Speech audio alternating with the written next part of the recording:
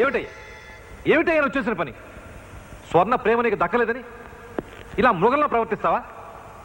నువ్వు చేసిన నీచమైన పనులకి, నీ మీద పెట్టిన కేసులకి నువ్వు ఈ జన్మలో ఈ జైలు నుంచి బయటకు రాలేవు తెలుసా? అలా అనకండి డాడీ.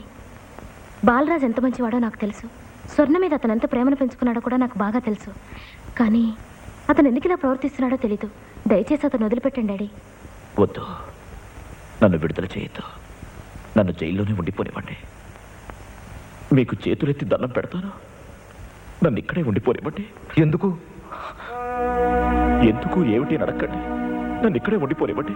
గీత, నువ్వేనా చెప్పు గీత. నన్ను విడుదల చేయొద్దు. నువ్వేనా చెప్పు గీత. చెప్పు గీత. అయితే చెప్పు. జైల్లో గడిపిన 3 ఏళ్ళు స్వర్ణ ప్రేమ కోసమే తప్పించిన నువ్వు, రాత్రింబవళ్ళు స్వర్ణ ప్రేమ కోసమే జపించిన నువ్వు, జైలు నుంచి బయటకు వచ్చిన తర్వాత స్వర్ణ పట్ల ఎందుకంత నీచంగా ప్రవర్తించావో చెప్పు. పాపం స్వర్ణ నేను తిరిగి వస్తానని నా కోసం 3 ఏళ్ళు ఎదురు చూసింది.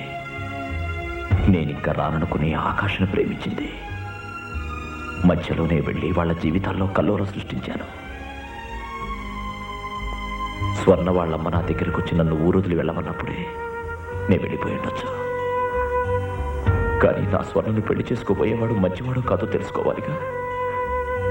అందుకే అతన్ని మాటలతో ఇబ్బంది పెట్టాను, రౌడీలతో కొట్టించాను.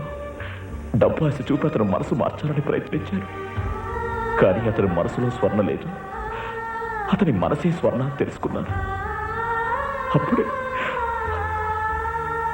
అప్పుడే నేను చచ్చిపోయాను.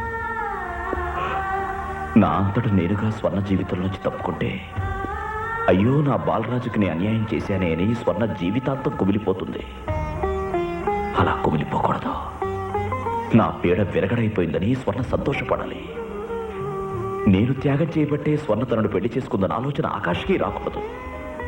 నాలాంటి దుర్మార్గుడి బారి నుంచి రక్షించి స్వర్ణను తను పెళ్లి చేసుకున్నానని అతను గర్వపడాలి. వాళ్ళ సంసార జీవితం సంతోషంగా సాగిపోవాలి. అందుకే స్వర్ణ మీద నా ప్రేమనంతా గుండెల్లోనే దాచుకుని పైకి రాక్షసుడిలా నటించాను. నా మీద తనకు ద్వేషం పుట్టేలా చేసుకున్నాను.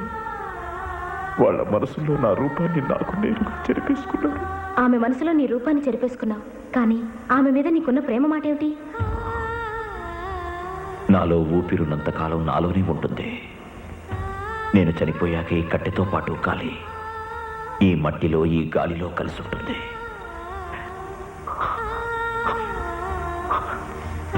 నేనున్నా లేకపోయినా స్వర్ణం మీద నాకున్న ప్రేమ ఈ సృష్టి ఉన్నంత వరకు శాశ్వతంగా ఉంటుంది.